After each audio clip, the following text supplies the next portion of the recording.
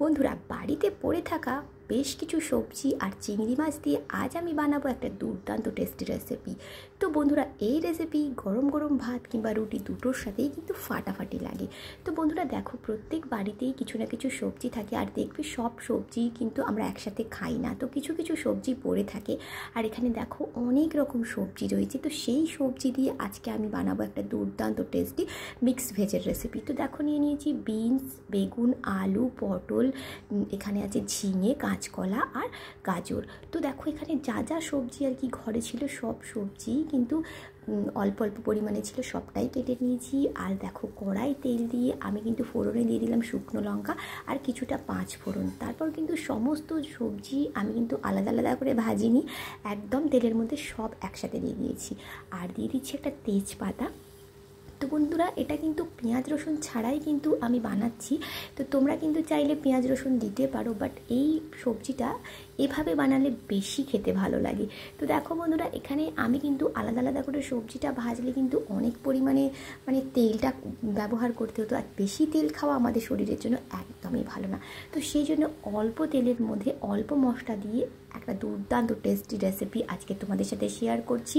তো দেখো আমি এখানে সমস্ত সবজি হালকা করে তেলে একটু নেড়ে চেড়ে নিয়ে কিছু মশলা দিয়ে দিয়েছি। মশলা বলতে গেলে হলুদ গুঁড়ো, লঙ্কার গুঁড়ো, স্বাদ মতো নুন, আদা বাটা, জিরে গুঁড়ো আর কাঁচা লঙ্কা কিছু চেরা দিয়ে দিয়েছি। আর কিছুটা জাল দেওয়া চিংড়ি মাছ ছিল, তো সেই চিংড়ি মাছটা কিন্তু ফ্রিজে রাখা ছিল, তো সেই চিংড়ি মাছটা দিয়ে দিয়েছি। দিয়ে ভালো করে মশলা সমেত একদমই ভালো করে কষিয়ে নেব।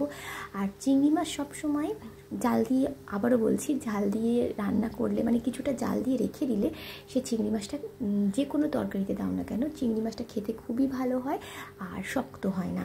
তো দেখো ভালো করে সমস্ত মশলা দিয়ে একদম ভালো করে কষিয়ে নেব। আর কষাতে কষাতে একটু জল না দিলেই নয়, একটু সামান্য জল দিয়েছিলাম, তো জল দিয়ে আরও একটু ভালো করে কিছুক্ষণ কষিয়ে নিচ্ছি। তো বন্ধুরা এই তরকারিটা তো জাস্ট অসাধারণ খেতে লাগে। এটা কিন্তু যেহেতু সব রকম সবজি আছে, এটা কিন্তু শরীরের জন্য ভীষণ ভালো আর বেশ খেতে ভালো লাগে। তো মিক্স সবজি এভাবে তোমরা সব রকম সবজি দিয়ে রান্না করতে পারো, কিছুটা চিংড়ি মাছ দিলে এর স্বাদ আরও 10 গুণ বেড়ে যায়। তো দেখো আমি কিছুটা জল দিয়ে চাপা দিয়ে দিয়েছিলাম, আর এখন ঢাকনা খুলে দেখো আবারও দেখে নিচ্ছি কিছুটা সামান্য একটু জল আছে। আর এটা কিন্তু একদম শুকনো শুকনো রান্না করব।